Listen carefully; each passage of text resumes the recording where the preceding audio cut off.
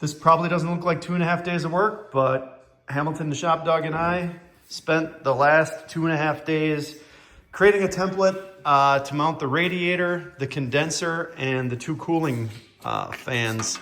So what I did is I built this cardboard template, including the cutouts for the radiators, the tab bends where I attached it, and then the fold over where I ended up attaching the condenser. I traced it out onto a piece of aluminum, bent it up, cut it out, and then fitted it with the two cooling fans. The cooling fans, the perfect cutout for those is you can sacrifice an old 5-gallon bucket. Ends up being between like 11 and 11.25 inches, and that ends up being the perfect diameter to cut out your cooling fan openings.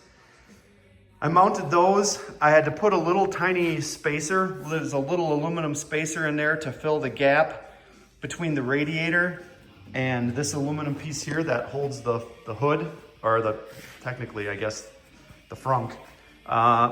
And then what I did is I folded it all over and attached the condenser on the top and the bottom.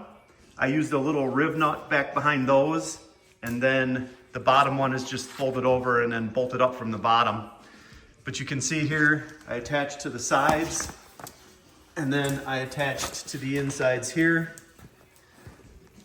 But that, sadly, was 2.5 days. So now everyone knows why it takes so dang long to build these goofy cars.